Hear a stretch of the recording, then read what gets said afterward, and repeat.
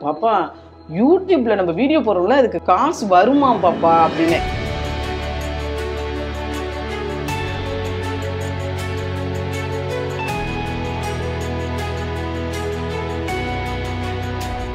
சரி இன்னும் கொஞ்சம் முயற்சி பண்ணுவோம்னு பண்ணோம். நாங்க பண்ணிட்டே தான் இருந்தோம். கடைசி வரைக்கும் காசும் வரல, வியூஸும் வரல.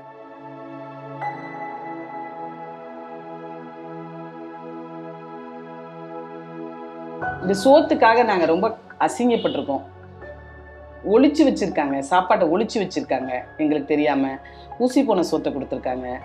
சோத்துக்கு இதுங்க வந்துருச்சுங்களேன்னு நினைச்சிருக்காங்க. புரோட்டா 7 ரூபா, சப்பாத்தி 6 ரூபா அப்படின்ற ஒரு கான்செப்ட்ல ஒரு போர்டு அடிச்சோம். கூட்டம் நிறைய வர ஆரம்பிச்சதுக்கு அப்புறம் அப்பா இனிமேலாவது நல்ல காலம் பிறந்துச்சு. அப்படி அலையும் போது 12 இடத்துல வேலை செஞ்சிருக்கேன். ஜெராக்ஸ் கடையில ஒரு 5 வருஷம் மேல வேலை செஞ்சிருக்கேன். செப்பல் கடையில வேலை செஞ்சிருக்கேன். அப்புறம் துணி கடையில வேலை செஞ்சிருக்கேன். நான் கடைசியா ஒரு கம்பெனில ரிசப்ஷனிஸ்டா வேலை செஞ்சுட்டு இருக்கேன். அந்த இடத்துல அவங்க காலில் வேணாலும் விழுவுறோம்னா எங்களை காலி பண்ண சொல்லாதீங்கன்னா அப்படின்னு காலில் விழுந்து கூட கெஞ்சிருக்கோம். ஆனா அவங்க எல்லாம் முடியாதுமா அப்படின்னு ஒரே வார்த்தையில சொல்லிடுவாங்க. அதுக்கப்புறம் தான்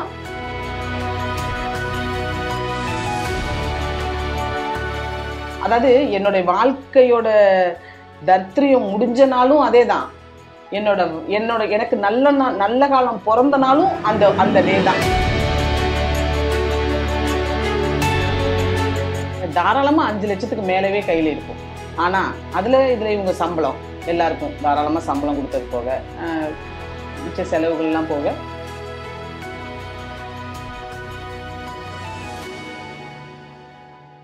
பிறந்தது கண்ணுகுடிங்கிற கிராமம், பரத்தநாடு தாலுகா, பட்டுக்கோட்டை. எனக்கு 2.5 வயசு, என் தங்கச்சிக்கு 1.25 வயசு. இந்த ஸ்டேஜ்லேயே அம்மா இறந்துட்டாங்க. அதுக்கப்புறம் 1ஆவதுலேருந்து 3ஆவது வரைக்கும் எங்கள் அப்பா என் பிள்ளைங்களையாவது என்கிட்ட கொடுத்துருங்கன்னு சொல்லி கேட்டாங்கன்னு சொல்லி கொடுத்தாங்க அம்மா. ஆனால் எங்கள் அப்பாவோட பொருளாதார சூழ்நிலை அவர் இன்னொரு கல்யாணம் பண்ணிக்கிட்டார். அதனால் அவங்களுக்கு 2 பிள்ளைங்க. இந்த 4 பேரையும் பார்க்க முடியாததுனால ரொம்ப ரொம்ப கஷ்டம். சாப்பாட்டுக்கு சொல்ல முடியாத அளவுக்கு கஷ்டம். என்ன சொல்றது, அது சாப்பாடு தான் அப்படின்றது கூட நம்மளுக்கு அது பல வீணா போன சோறு அப்படிங்கிறது கூட தெரியாத வயசு. ஆனா அந்த வீணா போன சோறு தான் நம்மளுக்கு கிடைக்கும். அவங்களால இல்லை, நான் 4 பேரையும் பார்த்துக்க முடியல. அப்புறம் ஆத்தா எங்கள்கிட்ட கொடுத்துட்டாங்க. ஆத்தா நானே வச்சுக்கிறேன் இவங்களை அப்படின்னு திரும்ப வாங்கிட்டு வந்துட்டாங்க. ஆத்தா வேலையில இருந்ததுனால அவங்களால எங்களை பார்க்க முடியல. நான் என் தங்கச்சி 2 பேருமா. அப்புறம் என்னை 4ஆவதும் 5ஆவதும் எங்க மாமா வீட்டில் விட்டு படிக்க வச்சாங்க, கும்பகோணம். அப்புறம் அதுக்கப்புறம் பார்த்தீங்கன்னா அவங்க வீட்லேயும் மாமாவுக்கும் 3 பசங்க எல்லாம் இருந்தாங்க. அப்புறம் 5 பேரை அவங்களால பார்த்துக்க முடியாதனால அப்புறம் திரும்ப என்னை ஹாஸ்டலில் விட்டாங்க. எப்போ 6ஆவது 7ஆவது 8ஆவது 9ஆவது 10ஆவது இது எல்லாமே வேதாரண்யம் கஸ்தூரிபா காந்தி கன்னியா குருகுலம். அங்கே தான் படித்தேன். படித்து முடித்தோன்னே கல்யாணம் ஆயிடுச்சு. அப்புறம் சொந்தக்கார மாப்பிள்ளைன்னு சொல்லி கல்யாணம் பண்ணி கொடுத்தாங்க. 10th வரைக்கும் தான் படித்தேன். சொந்தக்கார மாப்பிள்ளை அப்படின்னு சொல்லி கல்யாணம் பண்ணி கொடுத்தாங்க. அப்புறம் அங்கே பொருளாதார சூழ்நிலை வாழ்வாதாரம் அந்த அளவுக்கு ஒன்றும் செட் ஆகலை. அதனால எப்படி நான் தான் 2 பொண்ணாச்சு அதுக்குள்ளே. அப்புறம் பொருளாதார சூழ்நிலை இதெல்லாம் காரணமாக வச்சு நான் தான் முன்னுக்கு வரணும், என்னுடைய உழைப்பில் தான் போராடணுன்ற ஒரு சூழ்நிலை உருவாயிடுச்சு. அதனால நாங்கள் கோயம்புத்தூர் வந்துட்டோம். அப்போ பார்த்தீங்கன்னா கையில் 3000 ரூபா தான் காசு இருந்துச்சு. வீடு கிடைக்குமா அப்படின்னு சொல்லி கேட்கும்போது ஒரு புரோக்கர் இருக்காரு, இவர்கிட்ட காசு கொடுத்தா கிடைக்கும், வீடு கொடுப்பாரு அப்படின்னு சொன்னாங்க. வீடு பார்த்து கொடுப்பாருன்னாங்க. நம்மளுக்கு தெரில, ஃபர்ஸ்ட் எடுத்தோன்னு நாங்கள் நம்பி ஏமாந்து அவர்கிட்ட காசு கொடுத்தாச்சு. அவர் காசை வாங்கிட்டு போயிட்டாரு. காசை வாங்கிட்டு சும்மா கூட போகல. ஆனால் அதில் பண்ணது ஒரு நல்ல விஷயம் அவர் பண்ணார். என்ன பண்ணாருன்னா, இங்கே ஒரு இடத்துல வேலை இருக்குது, இந்த காசு பத்தாதுமா, இந்த இடத்துல ஒரு வேலை இருக்குது, இந்த இடத்துக்கு நீங்கள் வேலைக்கு போனீங்கன்னா இவங்ககிட்டேருந்து ஒரு அட்வான்ஸ் வாங்கி அந்த வீட்டுக்கு இன்னும் 10,000க்கு கொடுத்துடலாம் அப்படின்னு சொல்லிட்டு பாப்பநாயக்கம்பாளையத்தில் ஆனந்தா மெஸ்ஸுன்னு ஒரு மெஸ்ஸு, அப்போதைக்கு ஆனந்தா மெஸ்ஸுன்னு பேரில் இருந்துச்சு. அந்த மெஸ்ஸில் என்னை கொண்டு போய் பாத்திரம் விளக்குற வேலையில் விட்டுட்டு போயிட்டார். சாயங்காலம் அந்த அண்ணாட்ட கேட்குறேன், அண்ணா எங்கன்னா அந்த அண்ணா காணும், வீடு பார்த்து தரேன்னு சொன்னாருன்னு சொல்கிறேன். வேலைக்கு ஆள் வேணும்னு நான் கேட்டேன், உங்களை கொண்டு வந்து விட்டுட்டு போயிட்டாங்க, வேற எதுவும் எனக்கு தெரியாது அப்படின்றாரு. தங்குறதுக்கும் இடம் இல்லை, வேற வழி இல்லை, எனக்கு ஏதாவது ஒரு இடம் ரெடி பண்ணி கொடுங்கண்ணா அப்படின்றதுக்கு இல்லை, ரிஸ்க் எடுக்க முடியாதுன்னு சொல்லிட்டார். அப்புறம் அந்த ஒரு நாள் ஃபுல்லாமே காந்திபுரம் பஸ் ஸ்டாண்ட்லேயே இந்த பக்கம் கொஞ்சம் அந்த பக்கம் கொஞ்சம் அந்த பக்கம் கொஞ்சம் அப்படியே உட்காந்துருக்கேன். பை மூட்டை முடிச்செல்லாம் வச்சுட்டு ஒரு நாள் ஃபுல்லாக காந்திபுரம் பஸ் ஸ்டாண்டில் தான் உட்காந்துருக்கேன். பக்கத்தில் ஒரு அண்ணா தெரிஞ்சவங்க இருந்தாங்க. அவங்க கிட்ட சொல்லி ஒருத்தவங்க வண்டி கடை போட்டிருந்தாங்க. இங்கே மணச்சநல்லூர்காரவங்க வந்து இங்கே வண்டி கடை போட்டிருந்தாங்க. அவங்க கிட்ட சொல்லி எங்களை தங்க வச்சுருந்தாங்க. இந்த தெரியாமல் வந்துட்டாங்க, இவங்களுக்கு எப்படியாவது இவங்களுக்கு கொஞ்சம் 2, 3 கொஞ்சம் நான் வேறு வீடு கிடைக்கிற வரைக்கும் இவங்களை இங்கே தங்க வச்சுக்கோங்க அப்படின்னு சொல்லி அவங்களோட ரெஃபரன்ஸில் அந்த வண்டி கடையில் ஒரு 2 நாள் தங்கியிருந்தோம். அதுக்குள்ளேயே அந்த இடத்துல ஒரு பாட்டியம்மா வீடு, ஒரு மாடி வீடு ஒன்று, ஒத்த வீடு காலியாக இருந்துச்சு. அந்த அம்மாட்ட போய் அவங்க தான் ரெஃபர் சொன்னாங்க, இந்த மாதிரி வந்துட்டாங்கப்பா, இது தங்க கூட இடம் இல்லாமல் இருக்காங்க, இப்போதைக்கு கையில் அட்வான்ஸ் எதுவும் இல்லை அப்படின்னோடனே அந்த அம்மா பாட்டியம்மா அட்வான்ஸ் 2000 தான் கேட்டாங்க. அந்த 2000 கூட என்கிட்ட இல்லைன்னொன்னே அந்த அம்மா ஒன்றுக்கு சொன்னாங்க, ஒரே வார்த்தை தான் சொன்னாங்க, நீ இடமே இல்லைன்னு சொல்கிற சாமி, நீ வந்து எங்கள்கிட்ட வந்து தங்கிக்கோ அப்படின்னு அந்த அம்மா அன்னைக்கு பாட்டியம்மா இடம் கொடுத்தாங்க. இடம் கிடச்சிருச்சுன்னு ஒரு நிம்மதி வந்துருச்சு. அதுக்கப்புறம் வேலை தேட ஆரம்பிக்கிறேன். கம்ப்யூட்டர் தெரிஞ்சாதான் வந்து இப்போ வேலையே கிடைக்கும் கோயம்புத்தூரில் அப்படின்ட்டாங்க. நான் படித்தது 10th. நானும் அதை நம்புகிறேன். என்ன பண்ணுறது, புத்தி எட்டல அந்த அளவுக்குலாம். அப்புறம் என்ன பண்ணேன், இங்கே 5ஆம் நம்பரில் சிஎம்எஸ் சென்டர் ஒன்று இருந்துச்சு. அங்கே போயிட்டு அதுதான் கம்ப்யூட்டர் கற்றுக்கிற இடம்னு நினச்சிட்டு போயிட்டு நான் போய் அந்த அண்ணாட்ட போய் சொன்னேன், இந்த மாதிரி எதுக்கு என்ன விஷயமா அப்படின்னு சொல்லி கேட்டாங்க. இந்த மாதிரி நான் வந்து எனக்கு வேலை வேணும், அதுக்காக எனக்கு கம்ப்யூட்டர் கற்றுக்கணும். இது வந்து கம்ப்யூட்டர் பற்றின ஒரு படிப்பு படிக்கிற இடம், இந்த இடத்துல வந்து கற்றுக்க முடியாதுமா, அதுக்குன்னு தனியாக ஒரு இது இருக்குது, இது கம்ப்யூட்டரை பற்றி படிப்பு அப்படின்னு சொன்னோன்னா என்ன விஷயம்னு, இந்த மாதிரி நான் பொருளாதார சூழ்நிலையில் இவ்வளோ கஷ்டப்பட்டுருக்கேன் அப்படின்னோன்னே அப்போ அவங்க சொன்னாங்க, நாங்கள் வந்து இந்த மாதிரி நான் 5 மாடி கட்டணம், எங்கள் எல்லாருக்குமே சாப்பாடு கிடைக்கல, நாங்கள் எல்லாம் வெளியில் இறங்கி தான் போகிறோம், உங்களுக்கு சாப்பாடு செய்ய தெரியும் அப்படின்னா நீங்கள் எங்களுக்கு சமைச்சு கொடுத்தீங்கன்னா நாங்கள் வாங்கி சாப்பிட தயார் அப்படின்னு அவங்க சொன்னாங்க. அப்புறம் அன்னையிலேருந்து வந்து சாப்பாடு செஞ்சு கொடுக்க ஆரம்பித்தேன். அந்த வண்டி கடைக்கார அக்கா தான் வந்து ஒரு குக்கரு, ஸ்டவ்வு, அதை வந்து அவங்க வந்து எனக்கு டியூக்கு வாங்கி கொடுக்குறாங்க. பாத்திரம் எதுவுமே இல்லை உங்ககிட்ட? இல்லை, அவங்க வாங்கி கொடுக்குறாங்க. அவங்களே ஒரு குடம், சில்வர் குடம், இதெல்லாம் வந்து எனக்கு அந்த தனி கொடுத்தனம் வைக்கிற மாதிரி கொண்டு வந்து அந்த இடத்துல கொண்டு வந்து அந்த அக்கா கொண்டு வந்து கொடுத்துட்டு போனாங்க. ஒரு காலண்டர்லேருந்து கொடுத்துட்டு போனாங்க. அதை வச்சு தான் நான் வந்து சமைச்சு கொடுக்க ஆரம்பித்தேன். மொதல் சமைச்சு கொடுக்க ஆரம்பிச்சது அதுலேருந்து சமைச்சு கொடுக்க ஆரம்பித்தேன். ஒரு நாளைக்கு 20 சாப்பாடு அளவுக்கு, அது மட்டும் தான் என்னால் கரெக்டாக பண்ண முடியும்.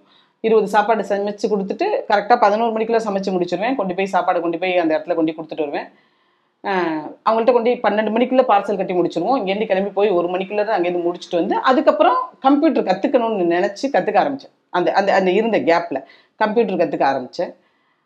கொஞ்சம் தான் கற்றுக்கிட்டேன், சும்மா பேசிக் மட்டும்தான் தெரிஞ்சிச்சு. அதுங்களே ஒரு கம்பெனியில் வந்து வேலைக்கு கூப்பிட்டாங்க. அப்போ என்ட்ரி போடுற அளவுக்கு தெரிஞ்சால் போதும் அப்படின்னாங்க. அப்புறம் அந்த பக்கம் வேலைக்கு போயிட்டேன்.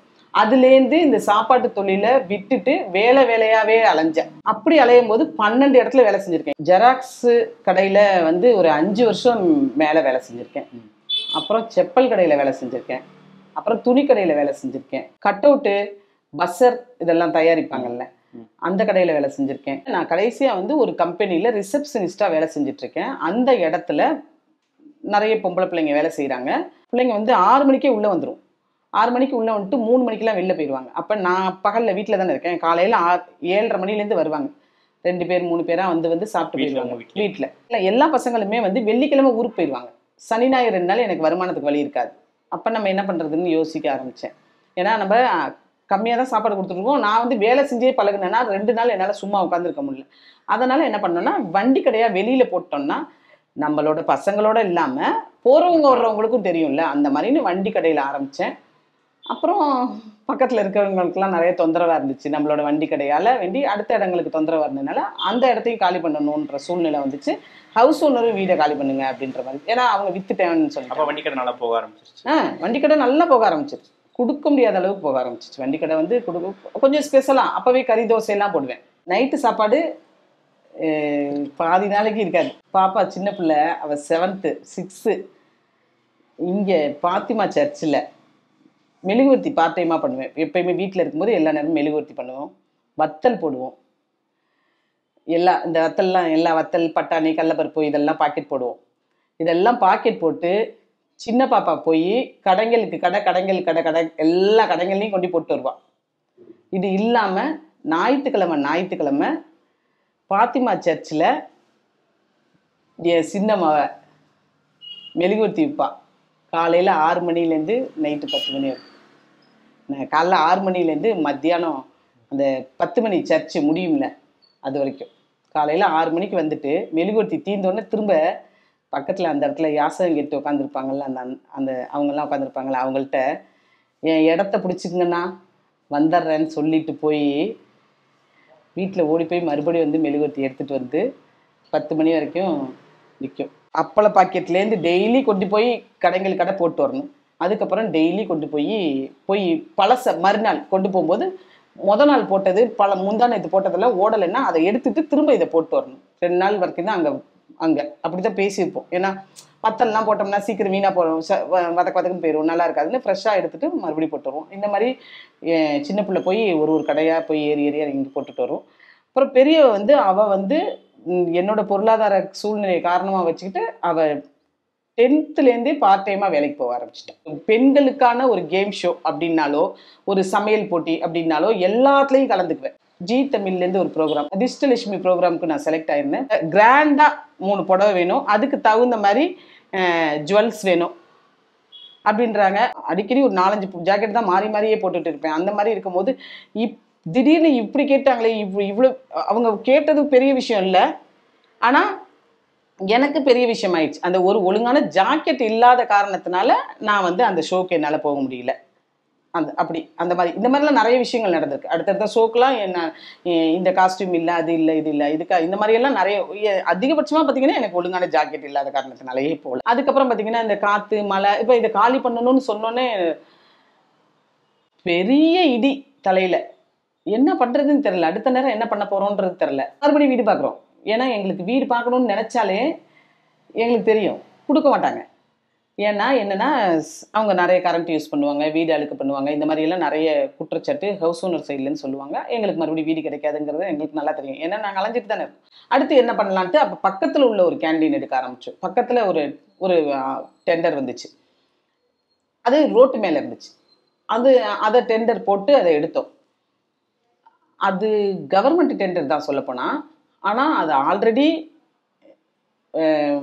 ஒரு பிரச்சனையில் இருக்குது. அது பிரச்சனைன்னு தெரியாமலே மறுபடியும் அதை நம்மளுக்கு கொடுத்துட்டாங்க. மறுபடியும் அங்கேயும் நஷ்டம். கிட்டத்தட்ட நான் அந்த இடத்துல அந்த குறுகின கொஞ்ச காலத்திலேயே கிட்டத்தட்ட 5 லட்சம் ரூபா அளவுக்கு நஷ்டப்பட்டேன். இங்கேயாவது கஷ்டம் தான் பட்டேன், அங்கே போய் நஷ்டப்பட்டேன். கையில் காசு இல்லை, ஒன்றுமே இல்லை. சம்பாரிச்சு வச்சது அப்படின்னு இல்லை, எதுவுமே நான் வச்சில்ல. வரவுக்கும் செலவுக்கும் சரியாகவே தான் போயிட்டு இருந்துச்சு. ஏன்னா நம்ம அடுத்தடுத்த இடம் போயிட்டு இருக்கோம். அப்போ அட்வான்ஸு இதெல்லாம் காலி ஆயிடுச்சு, அப்படி போயிட்டு இருந்துச்சு. அங்கே போகும்போது நஷ்டம், கடன் வாங்குகிறோம் கொடுக்குறோம், கடன் வாங்குகிறோம், அப்படி போயிட்டு இருக்கு. இப்போ கிட்டத்தட்ட ஒரு 5 லட்சம் ரூபா லாஸ் ஆயிடுச்சு. திரும்ப அந்த இடத்துலேருந்து அடுத்து தான் ஒரு இடத்துக்கு போனேன். என்ன பண்ணுறேன்னே எனக்கு தெரியல. நானும் என்ன போராடிக்கிட்டே இருக்கேன், போர்டை மாற்றிக்கிட்டே இருக்கேன், புதுசாக யோசிச்சுட்டே இருக்கேன். ஒன்றுமே கிளிக் ஆன மாதிரியே இல்லை. எப்படியாவது கஸ்டமரை திரும்பி பார்க்க வைக்கணும்னு ஒரு எண்ணம் வந்துருச்சு எனக்கு. உடனே நான் என்ன பண்ணேன், கடைசியாக ஒரு போர்டு அடித்தோம். வெரைட்டி ரைஸ் 15 ரூபா, புரோட்டா 7 ரூபா, சப்பாத்தி 6 ரூபா அப்படின்ற ஒரு கான்செப்டில் ஒரு போர்டு அடித்தோம். கூட்டம் நிறைய வர ஆரம்பிச்சதுக்கப்புறம் அப்பா இனிமேலாவது நல்ல காலம் பிறந்துருச்சுன்னு யோசிக்க நினச்ச அந்த கேப்பில் அவங்க மறுபடியும் கடையை காலி பண்ணுங்கன்னு சொல்லிட்டாங்க. இன்னும் கொஞ்சம் நவுந்தே போயிட்டோம். திரும்ப அவங்களும் கடையை காலி பண்ணுங்கன்னு சொல்கிறாங்க. ஆனால் அந்த கடையை காலி பண்ணுங்கன்னு சொன்ன அந்த கேப்பில் அந்த 1 மாதம் அளவில் இன்னும் நான் டைம் கேட்டிருக்கேன். ஏன்னா என்னோட அட்வான்ஸ் வேறு அங்கே இருக்குது. அடுத்த இடத்துக்கு போகணுன்னா என்கிட்ட கொடுக்கறதுக்கு அட்வான்ஸ் இல்லை. அதுக்குள்ளே நம்ம இங்கேருந்து சம்பாரிச்சிட்டு போகணுன்றதுக்காக வேண்டி உடனடியாக காலி பண்ண முடியாது. என்னோட அட்வான்ஸ் கழிகிற வரைக்கும் நான் இங்கே இருக்கேன் அப்படின்னு அவங்கள்ட்ட சொல்லிவிட்டு திரும்ப ஆனால் அந்த இடத்துல நான் ஒரு முடிவு பண்ணேன். இந்த இடத்துலேருந்து நம்ம காலி பண்ணி போகும்போது கண்டிப்பாக நம்ம கையில் ஒரு பிஸ்னஸோடு தான் போகணும். அடுத்து நம்ம இடத்த நம்பி போகக்கூடாது, நம்மளை நம்பி தான் போகணும். நம்ம எங்கே இருக்கோங்கிறது நம்மளுக்கு யாருக்கும் தெரிய வேண்டாம்.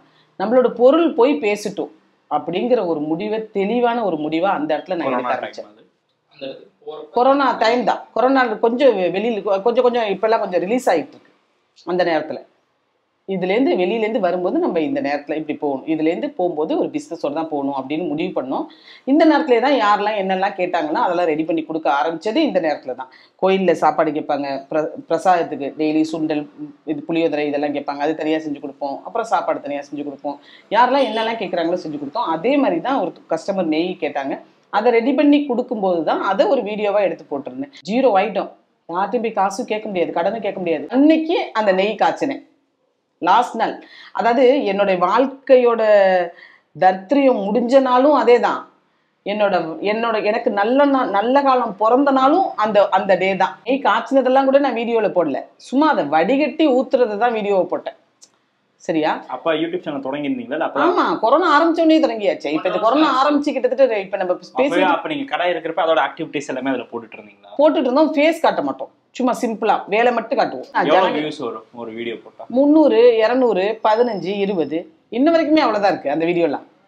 இதே சேனல்ல வேற சேனல்? இதே சேனல் தான் இப்பயுமே இருக்கு. ஆனா வியூஸ் இன்னுமே அந்த வியூஸ் இருக்கு, அவ்வளவுதான் இருக்கு, அப்படிதான் சொல்லணும். அப்ப என்னைக்கு நான் ஃபேஸ் காட்டி பேச ஆரம்பிச்சு போட்டேனோ அன்னையில இருந்து தான் ரீச் வந்துச்சு. நெய்யை இப்படி வடிகட்டி ஊத்துறது தான். நான் அந்த நெய்யை வடிகட்டி ஊத்துறும் போது வந்து எங்க கொடுக்குறோம் அப்படின்னு சொல்லி ஒரு கேட்குற மாதிரி நாங்க வந்து இந்த இடத்துக்கு போகுது அப்படிங்கிற மாதிரி ஒரு விஷயம். அவ்வளவுதான் விஷயம். இந்த வீடியோ அப்லோட் ஆன உடனே அன்னையிலேருந்தே ஒருத்தரா எனக்கு இது ரெடி பண்ணி கொடுங்க, இது ரெடி பண்ணி கொடுங்க. அன்னைக்கு அந்த வீடியோ நல்லா போக ஆரம்பிச்சிருச்சு. அதுலேருந்து நாங்கள் நெய் தயாரிக்க ஆரம்பித்தோம். வேற என்னெல்லாம் தெரியும் உங்களுக்கு அப்படின்னு கேட்க ஆரம்பிச்சாங்க. அது எல்லாமே ஒன்று ஒன்றா வீடியோ போட ஆரம்பித்தோம். அப்போ ஒரு வீடாக இருந்தால் எனக்கு ஓகேவா இருக்கும் அப்படின்ட்டு ஒரு வீடாக எடுத்து அந்த வீட்டிலேருந்து வேலையை செய்ய ஆரம்பித்தோம். அப்போலேருந்து வந்து ஹோட்டல் விட்டுட்டோம். மொதல் நெய், 2வது வாட்டி சிக்கன் 65 மசாலா, வெஜ்ஜுக்கும் நான்வெஜ்ஜுக்கு 2க்கும் போட்டுக்கலாம். அப்புறம் பார்த்தீங்கன்னா சாம்பார் தூள், குழம்புத்தூள், ரசப்பொடி, அப்புறம் இட்லி பொடி, இப்படி தான் போயிட்டு இருந்துச்சு. அப்புறம் கருவேப்பிலை பொடி, முருங்கை பொடி, இட்லி பொடி, கொள்ளு பொடி, வல்லார பொடி, வல்லார தொக்கு, இந்த மாதிரி போக ஆரம்பிச்சிச்சு. நான்வெஜ் பிக்கிள் பண்ணுறோம். மட்டனில் பிக்கிள் பண்ணுறோம். மட்டன் ஊறுகாய், மீன் ஊறுகாய், அப்புறம் சிக்கன் ஊறுகாய், கருவாடு தொக்கு, இறால் ஊறுகாய், இறால் தொக்கு, உப்பு கண்டம். ஒரு பொருள் பண்ணுறோம், தயாரிக்கிறோம்னா ஃபர்ஸ்ட் ஒரு விஷயம், இந்த பொருளை நம்ம இப்படி தயாரிக்கிறோன்றத நாங்கள் ஒரு வீடியோவா போடுவோம். டெய்லி நீங்க என்ன வேலை பண்றீங்களோ அதை வீடியோவா எடுத்துட்டு வீடியோக்காக நான் தனியாக மெனக்கிட மாட்டேன். என்ன பொருள் தயாரிக்க போறேனோ, இன்னைக்கு பெருசா ஒரு ஊறுகாய் தயாரிக்க போறேன், 10 கிலோ போட போறேன்னா அதை ஒரு வீடியோ. இன்னைக்கு மாங்காய் இஞ்சி தயாரிக்க போறேன்னா அது ஒரு வீடியோ. மீன் ஊறுகாய் ஒரு வீடியோ. அது இல்லாம தனியா ஏதாவது ஸ்பெஷலா போடணும் அப்படின்னா அந்த நேரம் நான் கொஞ்சம் ஃப்ரீயாக இருக்க நேரத்தில், இன்னைக்கு கொஞ்சம் ஃப்ரீயாக இருக்கும் அப்படிங்கும்போது அந்த நேரத்தில் நாங்கள் வீடியோ பிளான் பண்ணிக்குவோம். ஒரே நாளில் 2 வீடியோ கூட எடுத்து வச்சுக்குவோம். ஒரு நாள் டைம் இருக்கும்போது அப்லோட் பண்ணுவோம். இன்ன வரைக்கும் நாங்கள் கேமராலாம் வாங்கலை, ஃபோனில் தான் வச்சுருக்கோம். ஃபோன்லேயே எடுத்து அப்படியே போட்டுருவோம். இதுக்கு முன்னாடி இவன் வர்றதுக்கு முன்னாடி எங்கள் சின்ன பாப்பா எடுத்துகிட்டு இருந்தாங்க, பெரிய பாப்பா அவங்க டைம் இருக்கும்போது எடுத்துகிட்டு இருந்தாங்க. ஆனால் இவன் வந்ததுக்கப்புறம் அவங்கவுங்க ஒரு வேலையை எடுத்துகிட்டு இருக்காங்க. அதனால் முழுக்க இவன் தான் எடுக்கிறேன். மனசாட்சிக்கு எனக்கு நல்லா தெரியும், நான் எவ்வளோ கஷ்டப்படுறேன்றது தெரியும். காசுக்கு எப்படி காலில் விழுவ கூட தயாரா இருக்கேன். எத்தனையோ பேர்ட்ட நான் ஹவுஸ் ஓனர்கிட்ட கெஞ்சிருக்கேன், அண்ணா எனக்கு இதை விட்டா வேற வாழ்வாதாரம் இல்லைன்னா உங்க காலில் வேணாலும் விழுவுறோம்ண்ணா, எங்களை காலி பண்ண சொல்லாதீங்கண்ணா அப்படின்னு காலில் விழுந்து கூட கெஞ்சிருக்கோம். ஆனா அவங்க எல்லாம் முடியாதுமா அப்படின்னு ஒரே வார்த்தையில சொல்லிடுவாங்க. அதுக்கப்புறம் தான் இன்னுமே வந்து நம்ம இருக்கிற இடம் தெரியாம இருந்துக்கிட்டு நம்ம பொருளை போய் பேச வைக்கலாம் அப்படிங்கிற ஒரு நோக்கம். பொருள் போய் பேசட்டும், நம்ம ஏன் இருக்கணும்னு சொல்லணும். அதோட வளர்ச்சி சொல்லுங்க. அதுக்கு பெரிய அளவுக்கு முதலீடு தேவைப்பட்டுச்சா, இல்லை அதை எப்படி கொண்டு போனீங்க? அதுக்கெல்லாம் பெரிய முதலீடு தேவையில்லை. முன்னாடி நான் முதலீடு ஃபர்ஸ்ட் நான் அவ்வளோ கஷ்டப்பட்டு ஒன்னொன்னுக்கும் கடை வாங்கி பண்ணேன். ஆனா நான் எப்ப இந்த கான்செப்டுக்குள்ள வந்து ஒரு இடத்துல உட்கார்ந்துட்டு நம்ம ஒரு வேலையை பண்ணணும்னு நான் நினைச்சேனோ அப்ப எனக்கு முதலீடெல்லாம் தேவையில்லை, என்னோட மூளை மட்டும்தான் தேவைப்பட்டுச்சு. அப்ப நான் யோசிக்க மட்டும்தான் ஆரம்பிச்சேன். ஜனங்களுக்கு என்ன வேணும், இதை தயாரிக்கிறோம், இதுலேருந்து வர்ற பொருளை, இதுலேருந்து வர்ற லாபத்தை எடுத்து இன்னொரு இதில் போடுறோம், அதை தயாரிக்கிறோம், இப்போ 2 இதில் லாபம் வருது, 3ஆவதா ஒரு பொருளில் போடுறோம் அப்படிங்கிறத நான் யோசித்தேன். அது எனக்கு ரொம்ப ஆமாம். ஃபர்ஸ்ட் ஒரு பொருள் தயாரிக்கும் போது ஒரு லாபம் வருது, 2வது பொருள் தயாரிக்கும் போது அதுலேருந்து 2 ரூபா கிடைக்குது, 3ஆவதா ஒரு பொருள் தயாரிக்கும் போது இதில் 1 ரூபா கிடைக்குது, இதில் 2 ரூபா கிடைக்குது, 3 அப்படி கிடைக்குது இல்லை. அப்போ எனக்கு பொருளாதார ரீதியாக என்னோட கஷ்டம் குறைய ஆரம்பிச்சிருச்சு. ஸோ பொருட்கள் எப்படி ஒவ்வொன்றா அதோட வளர்ச்சி எப்படி, நீங்கள் இப்போது எவ்வளோ பொருட்கள் பண்ணுறீங்க, அது எப்படி அதோட ட்ராவல் பற்றி சொல்லுங்கள். ஆரம்பத்தில் எவ்வளோ பொருட்கள் பண்ணிட்டு இருந்தீங்க? ஃபஸ்ட்டு ஒரு பொருளில் ஆரம்பித்தேன். இப்போ வந்து ஒரு 130 140 பொருட்கள் தயாரிக்கிறேன். இந்தியாவில் எல்லா கிராமங்களுக்குமே போகுது, வெளிநாடுகள்லையும் எல்லாரும் போகுது. யூஎஸ்க்கு எங்களோட ப்ராடக்ட் எல்லா பொருளும் போகுது. யூகேக்கெல்லாம் வந்து வெஜிடேரியன் மட்டும் போகுது. என்ன பேர் வேலை பார்த்துட்டு? 8 9 பேர் 10 பேருக்கு மேலே. இன்னைக்கு வந்து எப்படி இருக்குது, உங்களோட நிலை எப்படி இருக்குது, வருமானம் எப்படி இருக்குது? தாராளமாக 5 லட்சத்துக்கு மேலவே கையில் இருக்கும். ஆனால் இதில் இவங்க சம்பளம் எல்லாருக்கும் தாராளமாக சம்பளம் கொடுத்தது போக, மிச்ச செலவுகள்லாம் போக, இந்த மாதிரி என்னோட சர்வீஸ்லாம் போக, அந்த மாதிரி நிறைய இருக்கும். இந்த சோத்துக்காக நாங்கள் ரொம்ப அசிங்கப்பட்டிருக்கோம். ஒளிச்சு வச்சுருக்காங்க, சாப்பாட்டை ஒளிச்சு வச்சுருக்காங்க, எங்களுக்கு தெரியாமல் ஊசி போன சோத்தை கொடுத்துருக்காங்க. சோத்துக்கு இதுங்க வந்துருச்சுங்களேன்னு நினச்சிருக்காங்க. அந்த சின்ன வயசுலேருந்து சாப்பாட்டுக்கு பயங்கர கஷ்டம். சோத்துக்கு நம்ம பட்ட கஷ்டம் நம்ம இருக்கிற வரைக்கும் யாருமே படக்கூடாது, அவ்வளோதான். நான் இருக்கிற வரைக்கும் என் காதுக்கு நாங்கள் சோத்துக்கு கஷ்டப்படுறோம் அப்படிங்கிற ஒரு செய்தி என் காதில் விழக்கூடாது. ஒன்று. எனக்கு அப்புறமும் இந்த சாப்பாடு தொழில் வந்து ஃப்ரீயாக போகணும் அப்படிங்கிறதுக்காக வேண்டி நிறைய விஷயங்கள் நான் பண்ணிட்டு வரேன். தோல்விங்கிற ஒரு விஷயம் நிலையானதே இல்லை. அதை வந்து நான் வந்து கண்டிப்பாக நம்புகிறேன். அது பெண்கள் ஆண்கள் அப்படிங்கிறதெல்லாம் இல்லை, எப்பேற்பட்டவங்களுக்கும் தோல்விங்கிற ஒரு விஷயம் இல்லை. நீங்கள் எந்த இடத்துல விழுகிறோமோ அதை பற்றி அப்போ கொஞ்சம் யோசிக்கலாம். இங்கே நம்ம என்ன தப்பு பண்ணோம், எந்த இடத்துல நம்ம இந்த விஷயம் நடந்துச்சு அப்படின்றத நினச்சிட்டு இனிமேல் அந்த தப்பு நம்ம வாழ்க்கையில் நடக்காது அப்படின்னு நினச்சிட்டோம்னாலே நம்ம சக்ஸஸ் தான். என்னை பொறுத்தளவுக்கு அவ்வளோதான் விஷயம். தோல்விங்கிறது இல்லவே இல்லை. நாங்கள் இது வரைக்குமே கஷ்டத்தை தான் பார்த்துருக்கோம். அப்போ எங்களுக்கு இதெல்லாம் புதுசாக இருக்குது. ஜனங்க வந்து நம்ம மேலே இவ்வளோ அன்பு கொடுக்குறாங்கன்னா எனக்கு தாங்க முடியல.